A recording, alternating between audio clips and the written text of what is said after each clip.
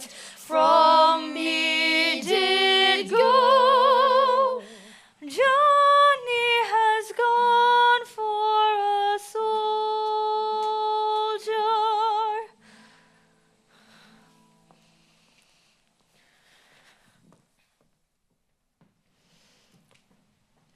If this be treason, make the most of it.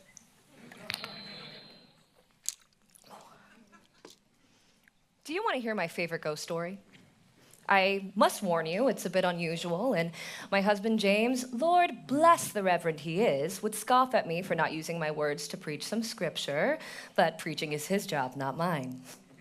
He raises the word of God, and I raise our 9 children. Whose cross is heavier to bear? Anyways, my favorite ghost story is the story of the phoenix, that mythical bird that bursts into flames at the end of its life just to be reborn again from the ashes.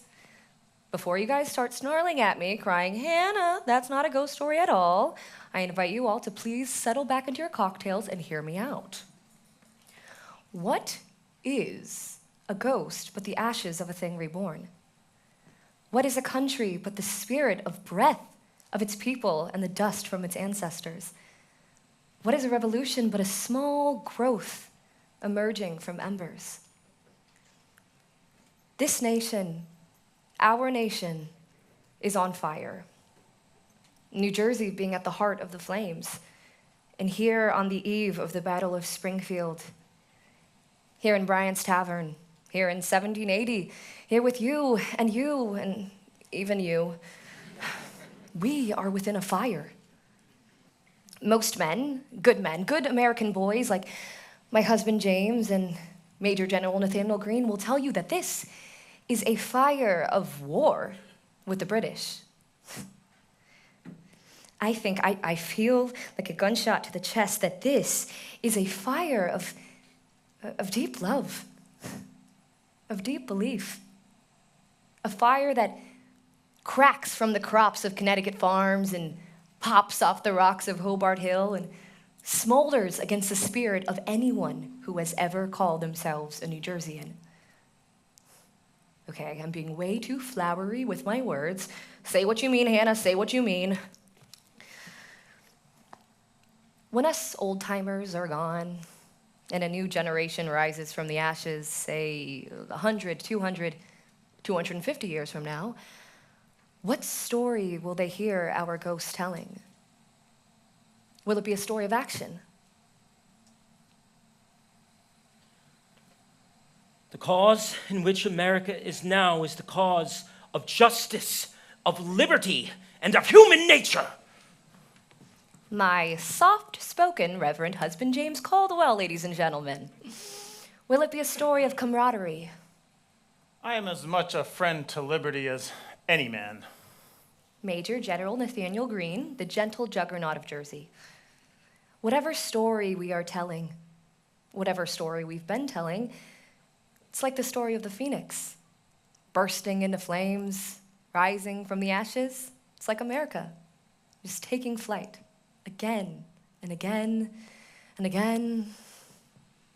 Again and again and again, we fight, get beat, rise, and fight again.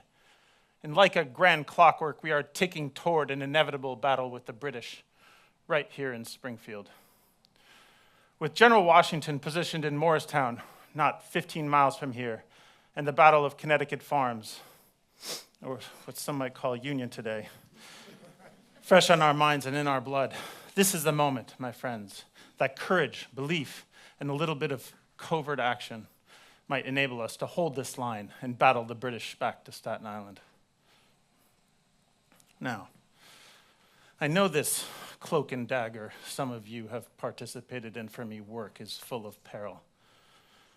But every single piece of information about Kniphausen is a step ahead we will need. General.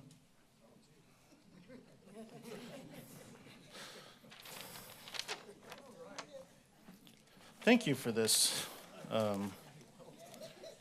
Remind me of your name again, friend.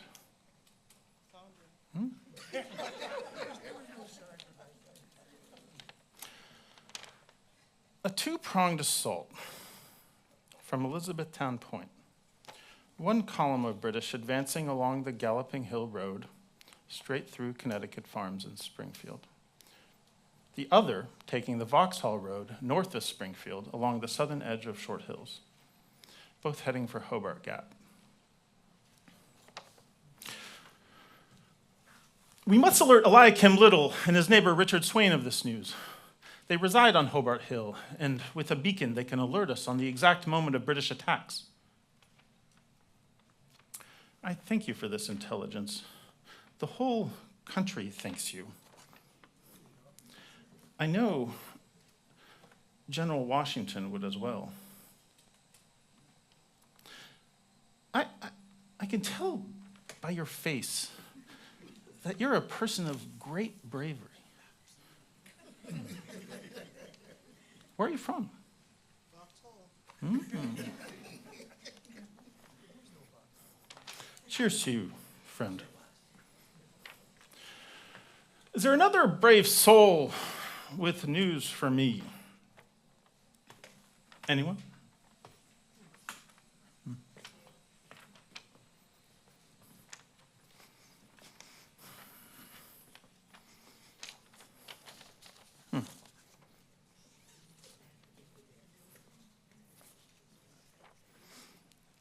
All right.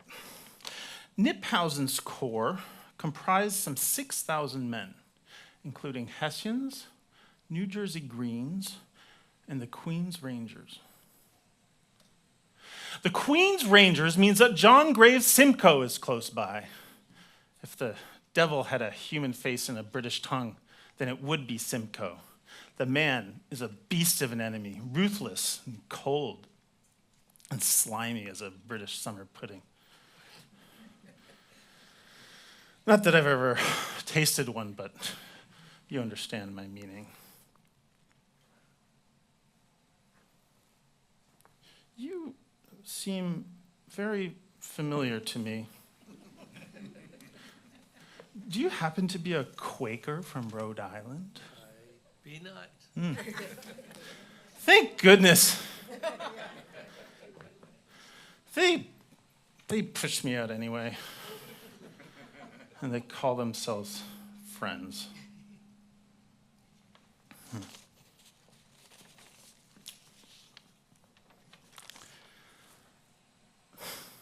Is there anyone else with news of the British movements?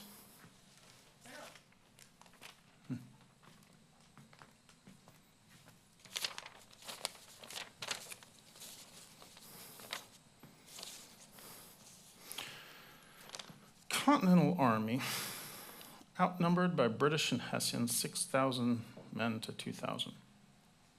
If New Jersey falls, the Brits will take Washington and Morristown. Everything hangs in the balance, here and now. Defend the bridges at Vauxhall and Galloping Hill. If the British get across the Railway River and through the Hobart Gap, the war is lost. America is lost. That is not so much a secret as a sobering truth. You want to know the biggest untruth about warfare? I do. People will believe that wars are won in large spectacles on battlefields populated by thousands. A country is made by the small gesture and loyalty of a good neighbor with a rifle and a willingness to run face first into the fire. New Jersey has a good number of people like that.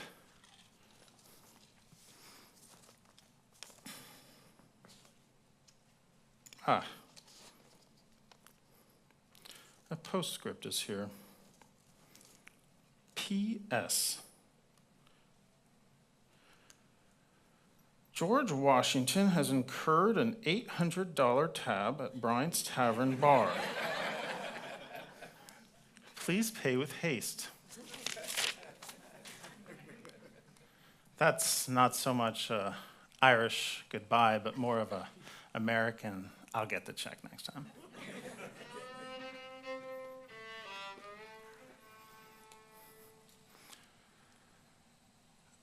The hours grow late, and summer darkness descends upon us. May whatever spirits that populate this place bring courage to us through the night.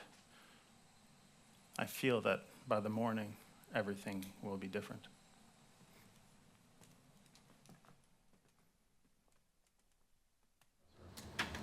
Sinners. Miscreants. Evildoers.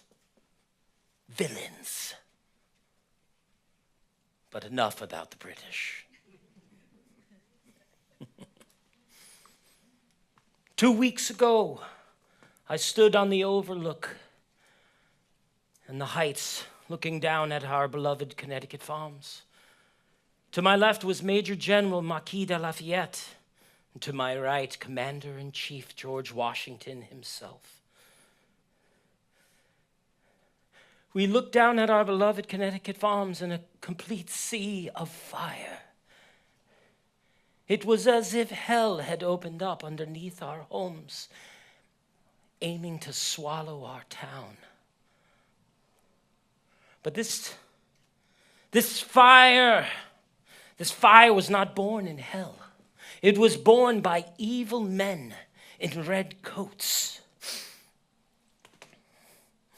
And we must not wait for our villains to set fires around us before we act. In the book of Exodus, the Amalekites attacked the Israelites, and victory was secured by Moses by raising his hands, gesturing his belief and reliance on God. But friends, we must not always throw our hands up to God. We must act ourselves. And this is why I now have 3 things in my pulpit: the good book, the Spirit of God, and 2 loaded pistols. It depends on your perspective, Nathaniel. I am a man of God. I believe in my Trinities, the Father, the Son, and the Holy Ghost. You do have a flair for the dramatic, Reverend. A flair for action, General. What about Jericho? What about it? 7 days of blowing trumpets around the walls until the walls fell, no gun required. And the Israelites, they had the Ark of the Covenant. That was quite a powerful weapon, no? Richard Swain up the hill has a cannon, also a powerful weapon. Perhaps it could be of some use. That's exactly my point. Action arms aggression. But I don't know what one cannon will do against thousands of redcoats. It depends on how you use it. Now I don't understand your meaning. It means that creativity, resourcefulness, ingenuity, those are the things that may win this war. We may cry havoc against the British from the rooftops all we want, but in the end, a gesture of victory might be a more homespun one. Well, who better to cry havoc from the rooftops than the town general and the reverend? What about Reverend Thomas Chandler of St. John's Episcopal Church across the street from you? You dare mention that man's name in my presence. You talk about a war of the heavens. Forget I mentioned it. I'll leave you to it.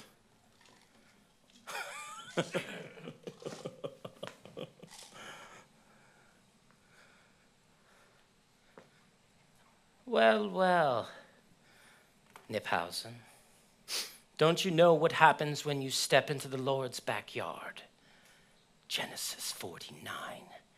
You meet Simeon and Levi.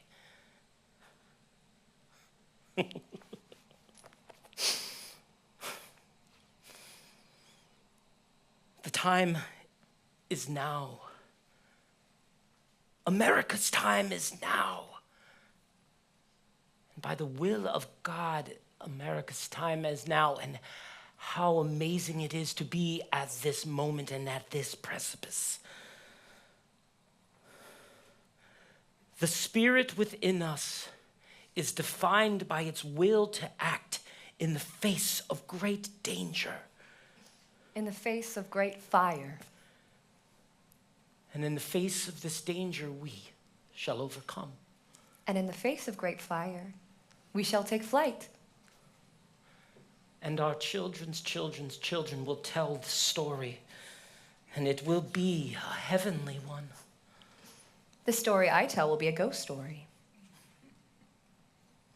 Because victory for us here will not be impossible. Would certainly be something heavenly. Isn't heavenly just another word for magical, otherworldly, perhaps even ghostly? This is my favorite ghost story, the story of the Phoenix. It's also the story of this place, of America.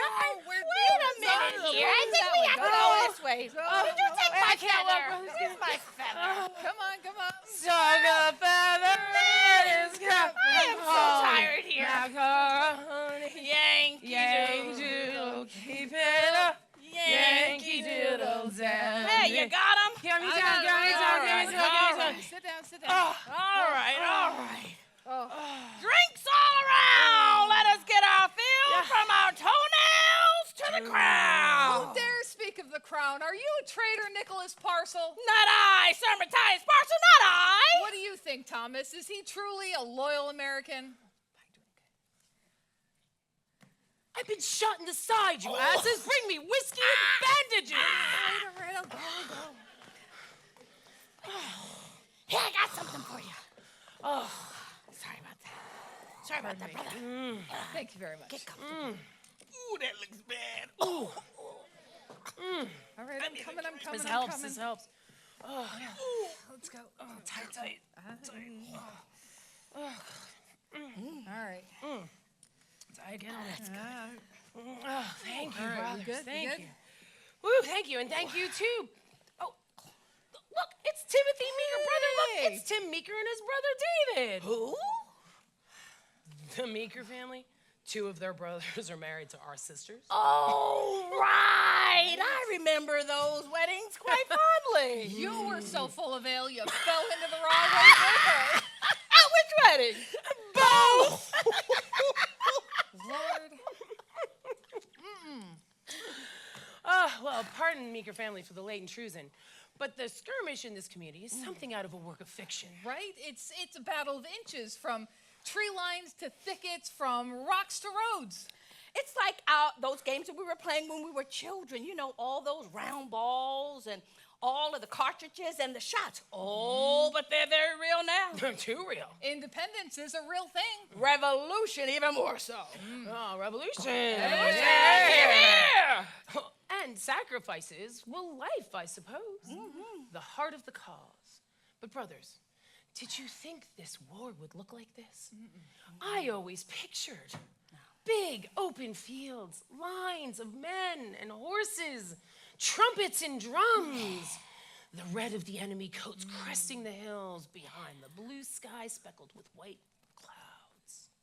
Red, white, and blue. I like it.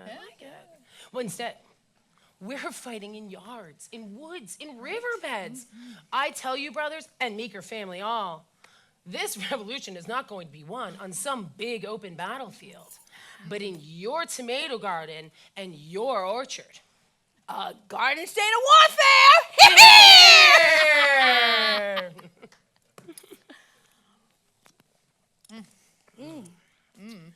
Brothers, do you remember that dream that our mother had? It was the one about the three of us. It was how you, Thomas, you were a tall locust tree with branches that reached way up into the sky. And you, Nicholas, you were a rose garden with thorns that would prick every passerby. And I was a bird that would never die and would soar between the locust tree and the rose garden so we could talk to each other forever. There's no such bird that lives forever, Matthias. Come on. Oh, it's a good dream, right? It's a metaphor for all that's happening now. True. We need to have eyes as tall and wide as the locust tree, and weapons as dangerous and unexpected as the thorns of a rose bush. And what kind of bird lives forever? I don't know. Well, I mean, maybe the future will tell us. But whatever it will tell us, I sense the end of this revolution is near. And its epitaph will speak of America's victory over Britain. Yes, and hopefully we'll see the British epitaph before we see our own. But even if our epitaphs are written before our victory over the British, may they still declare liberty! Liberty! Yeah, liberty! Oh, Really? okay. All right. Again. Okay. Behold me here as you pass by those who have bled and died for victory by the hands of those British tyrants. And now are free. Yeah. Whoop. Pardon me. Prepare, my friends, to follow me. We gotta get him out of here. Get me up. All right, let's go. I think I had too much. All right. Get this leg going. Come on, Nicholas. Come on, brother. Let's go. Follow me. Doodle went to town riding on a pony, stuck a feather in his hat and called him macaroni. Yankee Doodle, give it up. Yankee Doodle dandy. Mind the music and the step, and with the girls be handy. Is this the sort of animalistic washroom hole you Americans like to frequent? I can see why you smell the way that you do. New construction is always so artificial and shallow looking. Not like the beauty of the great castles of Windsor, fortresses of Salisbury Cathedral, even the architecture of our Bristol Old Vic Theatre surpasses this place in beauty and prestige. This place looks like a common theater. Well, I suppose that is to be expected when visiting such a savage place. No disrespect intended. How do you people exist here? Much of your community appear to be common swine farmers, elbow deep in muck, draped in small children, and mere moments away from debacle. I have respect for your commander, George Washington, whom I hold as a man of honor. But these men he calls friends, like this man, Harry Horsebarn Henny Lee. Henry Lighthorse Harry Lee, if you please, at your service. If you reject King George, wag your tongue at Queen Charlotte, and moon the Brits in your own backyard. Good heavens, you see this man? Is this an American man? An American man, flesh and bone, blood and teeth, grit and grind, stamina and belief. This man has been a thorn in my side, a dark crow in my cloudless sky, for all my time here in this swamp. Ah, but what fun we're having, Johnny Graves. You attack, I defend, the push and pull of it all. Isn't it terrific? Then we burn your homes and barns and fields to ashes. And what is left? An awful lot of life can come out of those ashes. Aren't you tired of all this bloody business, Lee? There is no bigger business. Are you tired of it, Graves? I should like to return home as soon as possible. I should like to return to building this country. Then we both want the same thing. I doubt that. You and I have fought hand to hand on the battlefield, and yet I know the things that you want and the things that I want are at polar opposites. Do you have children, Lee? Not yet, but I'm think maybe someday 6, 7, 9 children. I should like to have 9. Perhaps I might bring them here someday. Well, not here. Perhaps Canada. I should think my sons would want to fight for their country. Maybe one would be a general one day. And what do you suppose the name of that one would be? Robert. Robert E. Lee. Robert E. Lee. It has an interesting ring to it. I should hope he leads an army standing on the right side of history. You know, Graves, if people saw us sitting here like this, they might actually think we were friends. Oh, we are most certainly not friends. Enemies who understand each other? Enemies who understand each other.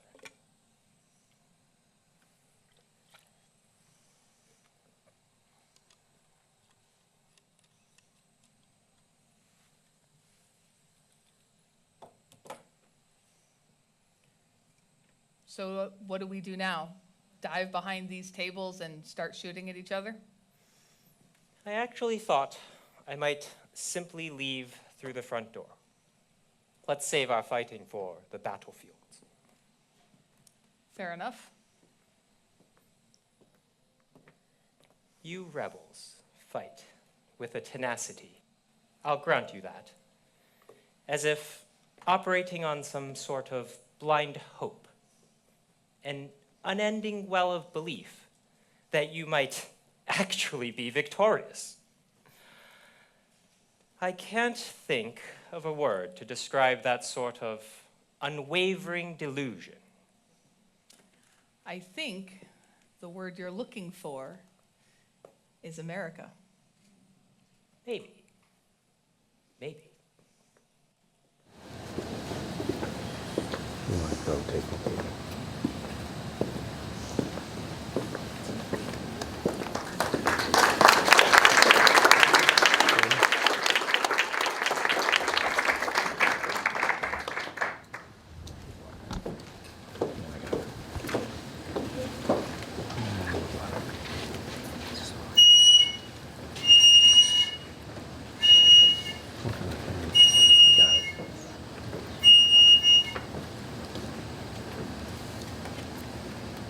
Swain?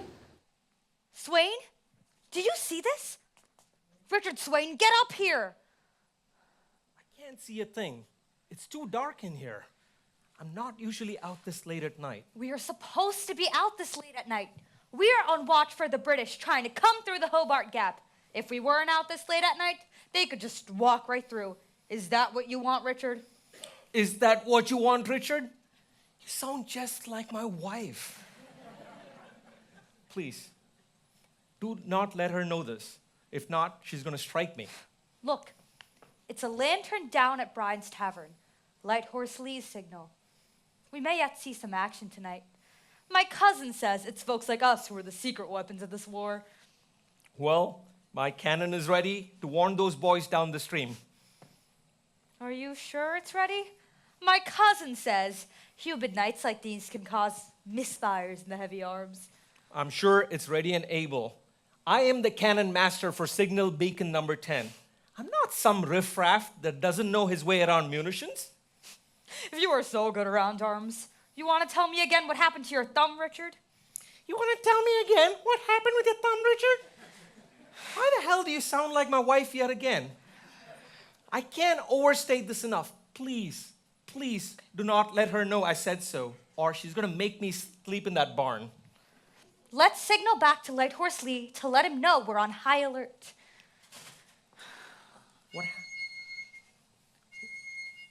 What happens now? Now we wait, I suppose. Keep watching the Hobart Gap. Do you think the Reds are going to come through that gap? Not sure. General Green seems to think so, and my cousin says it's not a matter of luck. It's a matter of time.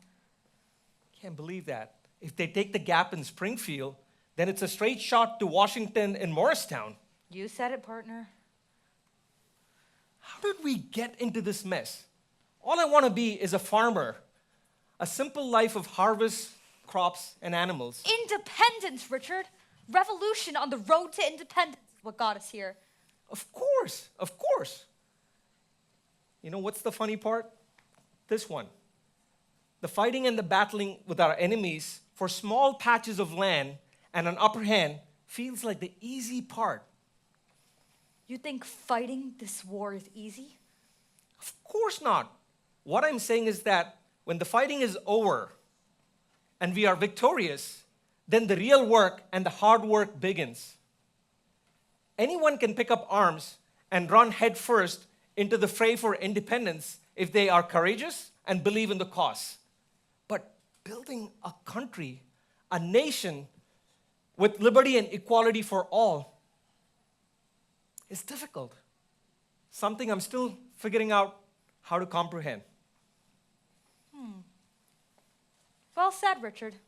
I never thought about it like that. My cousin says, a free people not only to be armed, but disciplined. I suppose fighting a war takes bravery and tactics, but building a country, like raising children, takes discipline. Beautiful night. It certainly is. It's the kind of night where I can imagine reveling at Bryant's Tavern, the men crushing cups and cheering to our new nation, the women calling and embracing as if a new life has been breathed in us, and the children running and rolling and singing to our bright future. Speaking of, should we have a song? Certainly.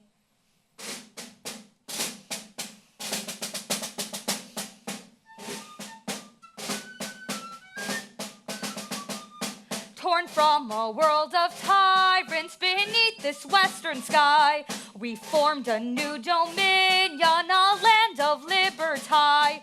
The world shall know we're masters here and hasten on this day. Huzzah, huzzah, huzzah, huzzah for free America.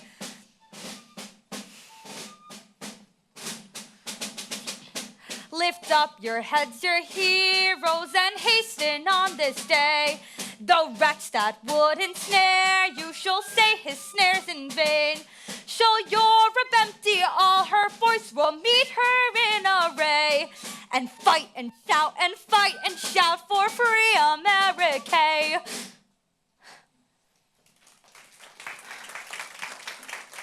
This is it, Richard. The British are advancing. Help me with the cannon, Eliakim. Let's warn Light Horse Lee and General Green.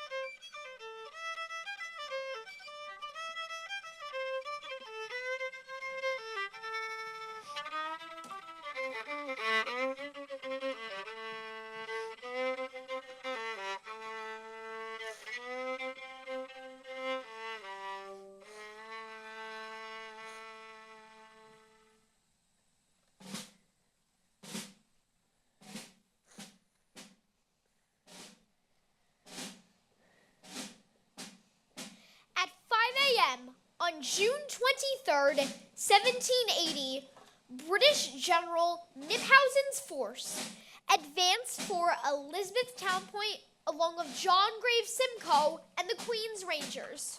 They overwhelmed the American outposts at Elizabethtown, capturing several men and 3 small cannons.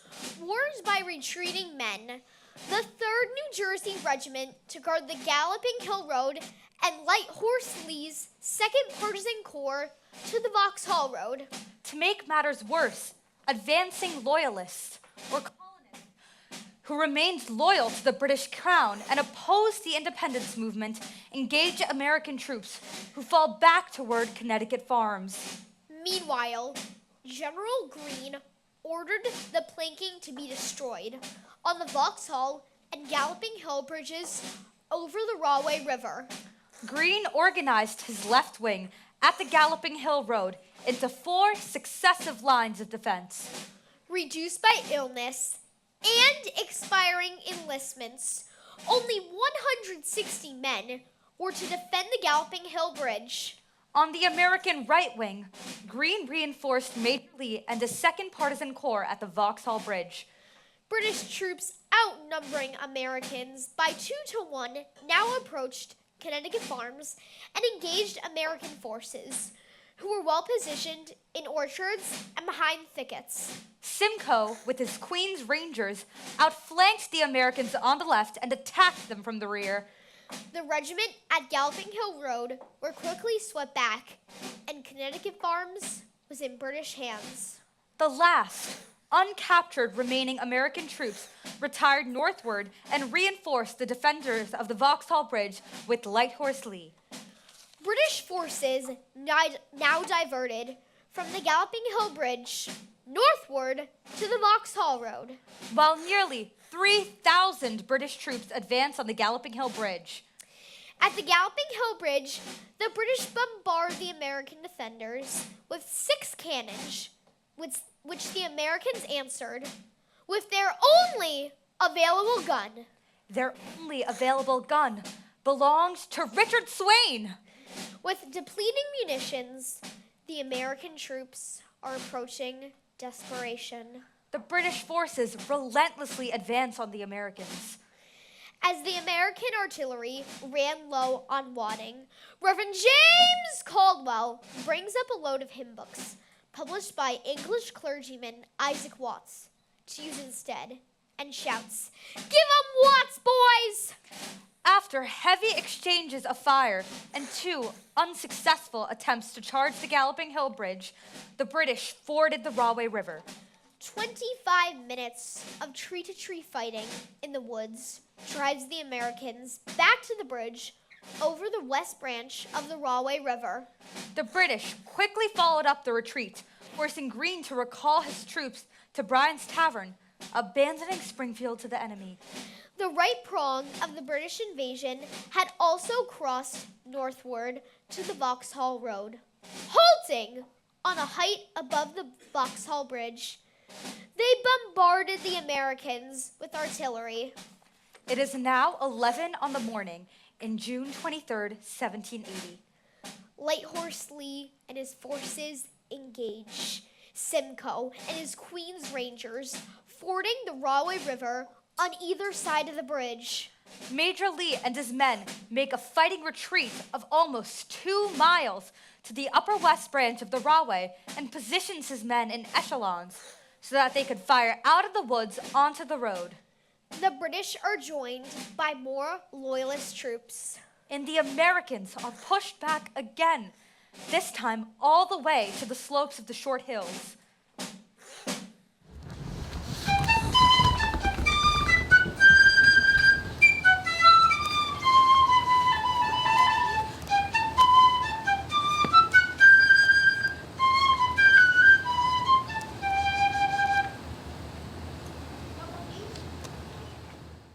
Here, at the foot of Short Hills, Americans are reinforced by 400 men from 2 Continental regiments and a cannon.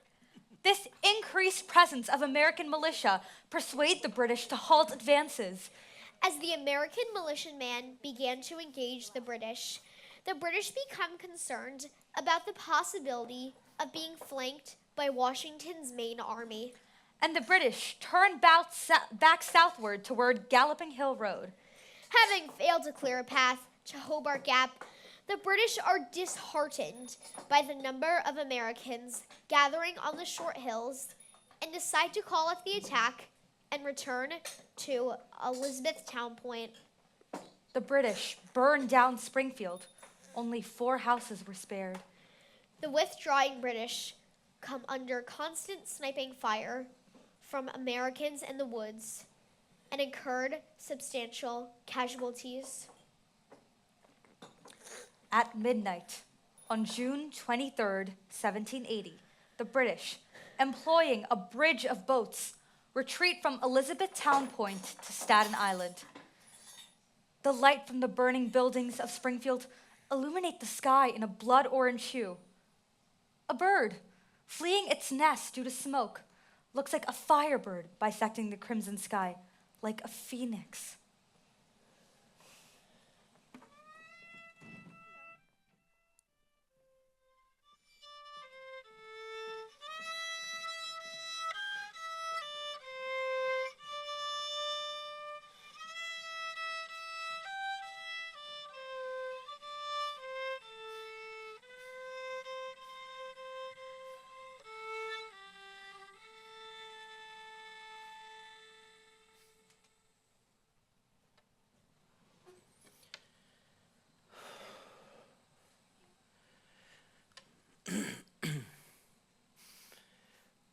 My dearest, I have nothing new to write, nor time of that. Tomorrow we will examine the remainder of our beloved Springfield with instructions from General Greene on what happens now. There is already a rumor that General Washington is en route to commend us on our bravery. I believe he is dining at the Meeker residence. As for now, the fires are becoming quiet, and even in the early morning dark, there is much destruction. But against the dark hunter green woods, there is nary a sight of a redcoat. Praise God. A scene as agreeable as we can expect war to be. I hope, like you always were by the divine blessing, to continue to be very useful, to continue on gracefully with our dear children, extend love to our friends, and to remember you who I miss permanently. Given the tenderest bonds, your husband, James Caldwell.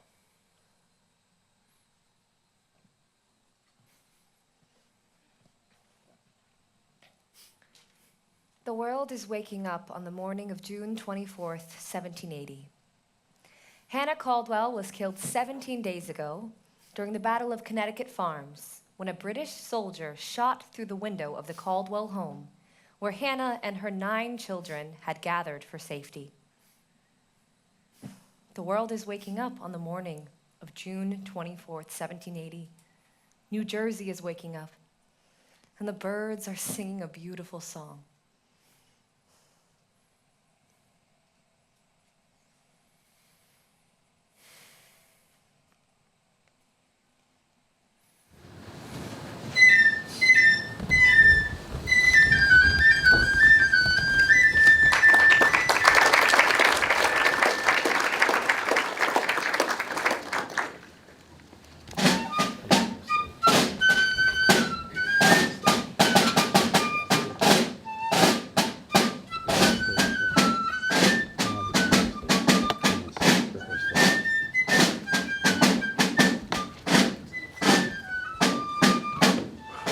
Hello, Meeker's family. I thank you for your hospitality and your invitation to dine with you in your home, particularly given how large your family has become. My brave fellows, you have done more than I've asked you to do, more than could be reasonably expected. But your country is at stake. Your wives, your houses, and all that you hold dear. You have worn yourselves out with fatigues and hardships, but we know not how to spare you. If you will consent to stay 1 month longer, 1 week longer even, you will render that service to the cause of liberty and to your country, which you could probably never do under any other circumstances. You flew to arms universally and acted with a spirit equal to anything that I have seen during the course of this war. And I have spent more time in New Jersey than in any other state. From Trenton to Princeton, Morristown, to Monmouth, and Middlebrook, many of my brightest and darkest moments during the battles and encampments have occurred here in New Jersey, the crossroads of the Revolution.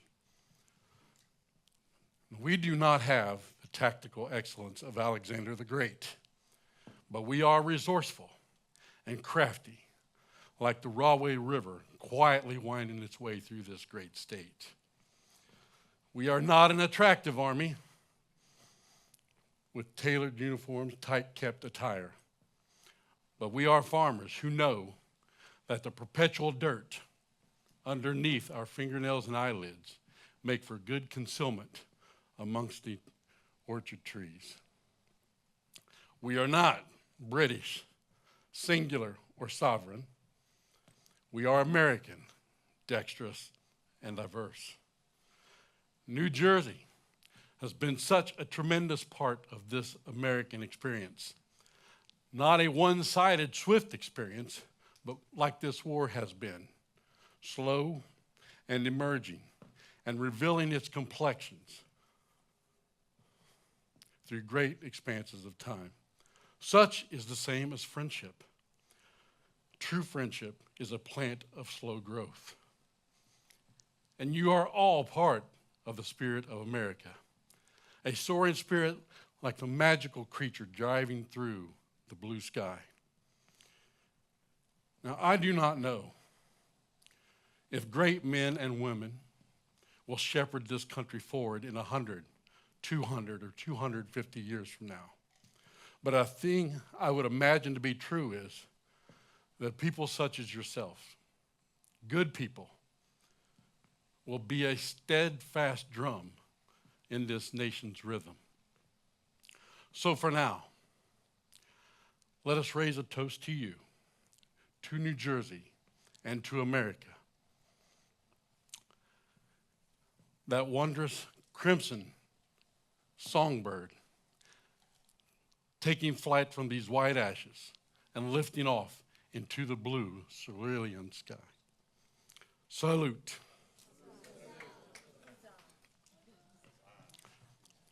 Huzzah.